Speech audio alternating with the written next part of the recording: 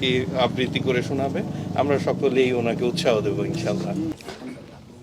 মানুষের মাথায় ভূত চাপে, আমার মাথায় চেপেছিল ফুলকপি। কোন দুঃখে আমি সেদিন ফুলকপি নিয়ে একটা ছড়া লিখেছিলাম।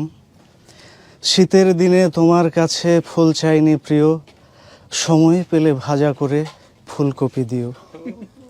শীতের দিনে তোমার কাছে ফুল চাইনি প্রিয়, সময় পেলে রান্না করে ভাজা ফুলকপি দিও। ফেসবুকে এই ছড়া পোস্ট করার পর আমার জীবন এবং যৌবন ভাজা ভাজা ভাজা তিলের খাজা হয়ে গেছে।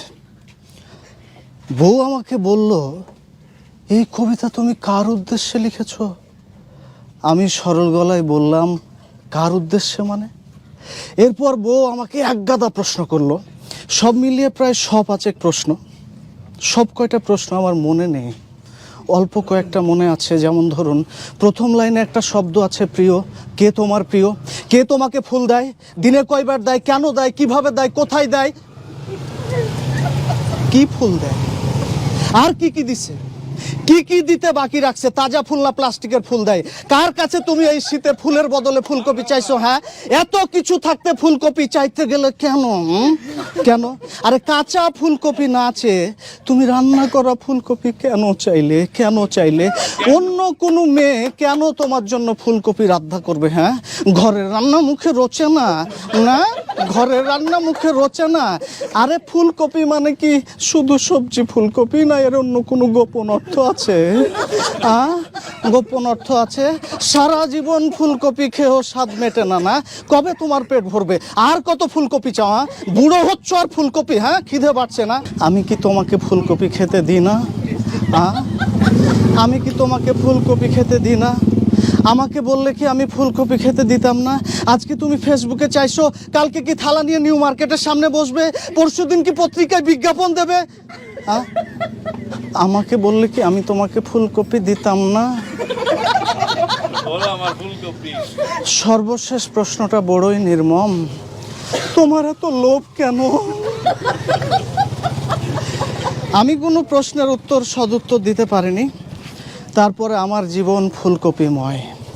সকালে ফুলকপি দিয়ে রুটি ভাজা, দুপুরে ফুলকপি রান্না, রাতে ফুলকপি দিয়ে মাছ, বেলায় বেলায় ফুলকপি আর ফুলকপি। ফুলকপির স্যুপ পর্যন্ত একবার আমাকে খেতে হয়েছে। বিশ্বাস করেন, গত 1 সপ্তাহে আমি যে পরিমাণে ফুলকপি খেয়েছি, মাটিও মানুষের উপস্থাপক জনাব সিরাজ সাহেবও তার গোটা জীবনে, বিশ্বাস করেন, এতগুলা ফুলকপি দেখেওনি। খুব সাহস করে, দৃঢ়তার সাথে, আত্মবিশ্বাস নিয়ে বললাম, বউ মিতু 1 কাপ চা দিবে আদা দিয়ে, সর্দি লেগেছে। হ্যাঁ। মিতু পাথর মুখ করে চা বানাতে গেল। আমি ভয়ে ভয়ে থাকি, না জানি আদার বদলে ফুলকপি দিয়ে দিবে। সে খুব শান্তশিষ্টভাবে লাস্যময় হিসেবে আদা দিয়ে চা নিয়ে আসলো। আমি খুব হাস্যভাবে তার সামনে গেলাম আদা চা নিব। বললাম, দাঁড়াও দাঁড়াও দাঁড়াও, খালি পেটে চা খেতে নেই, ফুলকপির বড়া ভেজেছি, ওটা খেয়ে তারপরে চা খেও। আর একটা প্রশ্ন, তুমি বলো তো সত্যি করে, আমাকে ছাড়া তুমি জীবনে আর কত ফুলকপি খেয়েছো? এই আমাকে ছাড়া আর কত মেয়ে তোমাকে ফুলকপি দিয়েছে? শেষ।